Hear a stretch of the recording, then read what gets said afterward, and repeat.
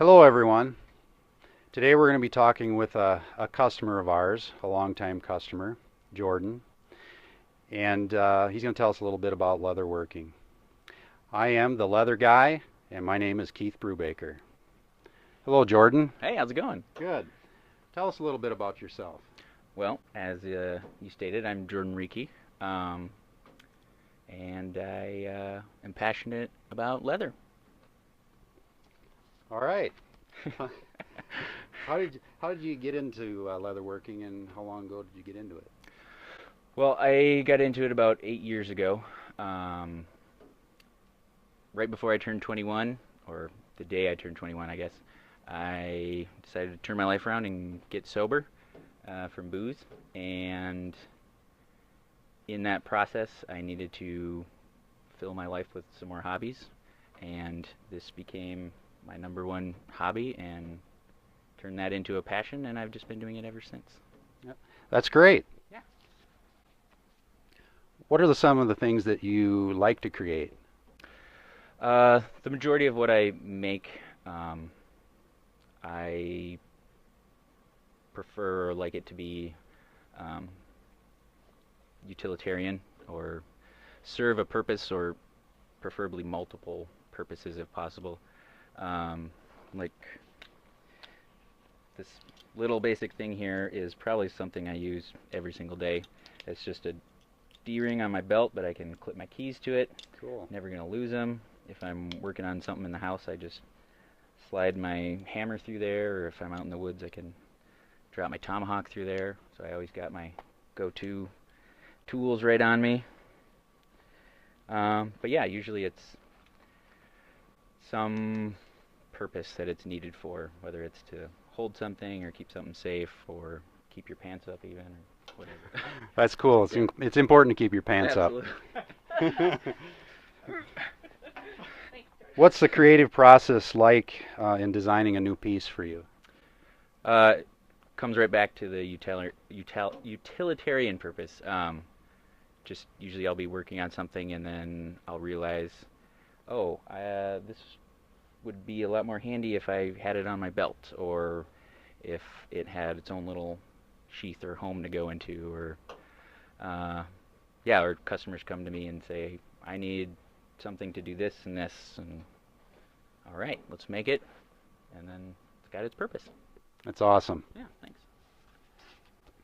You say you push the boundaries in leathercraft. What do you exactly mean by that? Well, I think there's a lot of different people out there that are pushing the boundaries, so I can't take credit as the only one. But I think of it more as kind of thinking outside the box a little bit, doing things a little differently than has been done in the past. A lot of what I do, whether it's my leatherwork or just art that I create, a lot of it's used with repurposed or salvaged material. So like a sheath that I just made for a friend, it had like a pendant that was from a belt that I found like at a thrift store or something, but kind of became the centerpiece, and then I kind of worked everything around that. Um, Well, that's pretty cool. I like yeah, the idea of reusing things that so much is actually thrown away yeah, nowadays, yeah. and that's really a cool idea. Thank you. Do you have any? I know you were going to go over a few tools. Why don't Hmm. we do that at this point? Sure. And why don't you tell us what one of your favorite tools are? Okay. Probably the tool I use the most would obviously be the hole punch. Uh, and I guess anybody out there, I'd recommend going with the heavy duty one because I've probably broken about 10 of the thinner metal ones before I finally invested in the heavy duty guys. But yeah. I I did the same thing back when, before I was even into leather. I went to the hardware store and bought Oh I don't yeah. know, whatever it was, a $10 punch, and you do one punch and the thing bends. It's junk. Folds over. Yeah. Yeah. Exactly. What else have you got?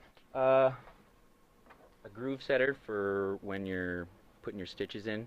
Kind of really makes things stand Kind out of more resets professional. recesses the stitch. Yep. Kind of makes it flush, so it's flush with the leather, so it's not sticking out where if it was to rub up against something, it could rip or something.